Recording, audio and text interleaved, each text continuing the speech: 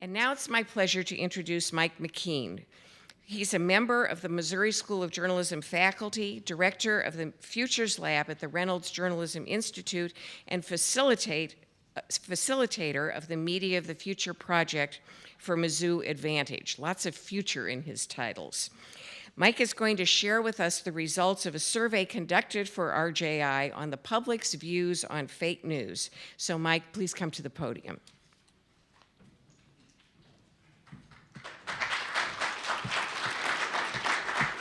Thanks, Barbara. Let me also just welcome you on behalf of the Reynolds Journalism Institute. We're very happy to co-sponsor this event.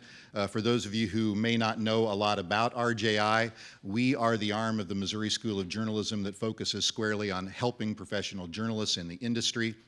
Everything from new technologies, new storytelling techniques, new ways of engaging audiences, new ways of making money.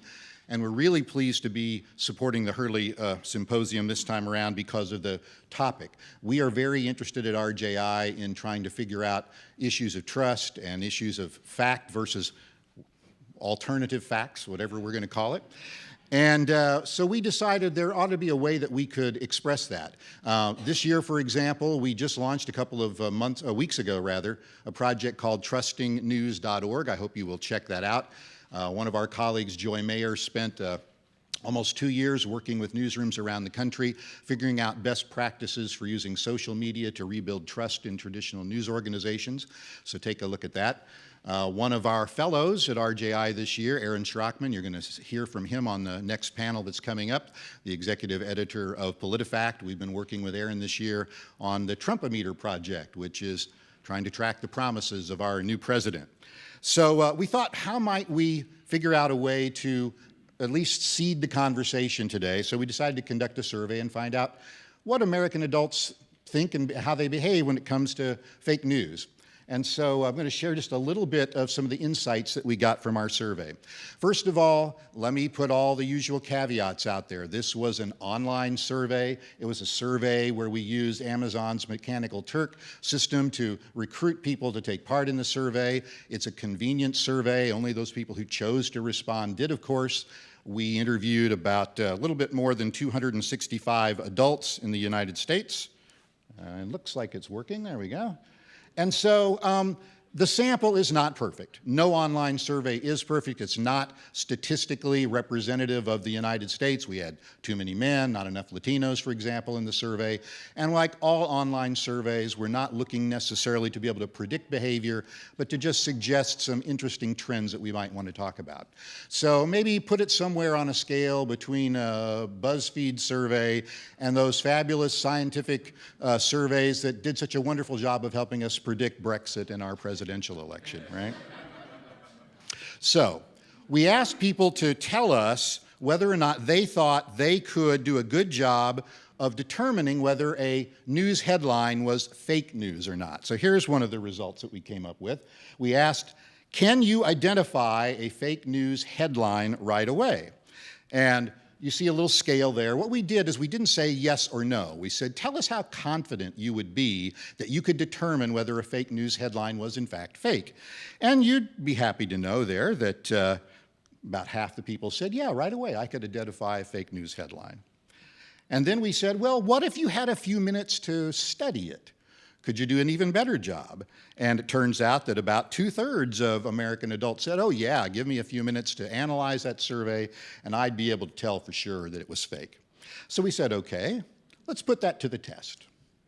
So we gave our survey respondents 4 headlines. They were all from October and November of last year. 3 of them were fake news headlines and 1 of them was a headline from a reputable news source. Could you identify which one was fake and which ones were not? Okay? So here's what happened. The good news, 40% correctly identified this headline from the Huffington Post. Stop pretending you don't know why people hate Hillary Clinton. That was a real news story. Now, I'm not sure there were a lot of facts there to dispute, so maybe we even gave people a little bit of a bonus in trying to pick which one wasn't fake. 4 out of 10 got it right. But the bad news is 6 out of 10 picked one of the fake news headlines. For example, what did we find? Oh, 13% said Pope Francis endorses Donald Trump is true. We know it was not. Okay? 15% said this was a true headline. Denzel Washington backs Trump in the most epic way possible. All right? And perhaps most disturbingly, almost a third of the people in our survey thought that this headline, final election 2016 numbers, Trump won both the popular and electoral college votes. They thought that was true. That was the one of the four that was right. Well, obviously it wasn't.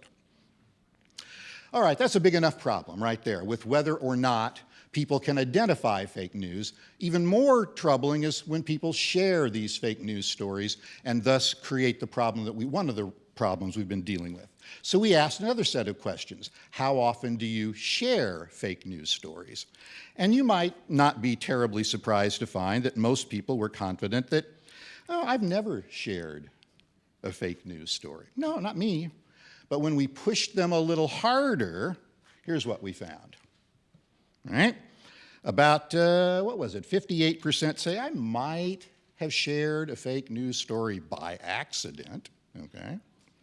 And we also found that, not unusually, people said my friends have shared a fake news story online, right? Those are just some of the results that we found in our survey. There are more to be found. If you take a look at our survey results at rjionline.org, we'd be happy to have you check that out. We're really looking forward to the panelists today. We've got an all-star panel of folks that are going to be speaking, and so let's have a great conversation.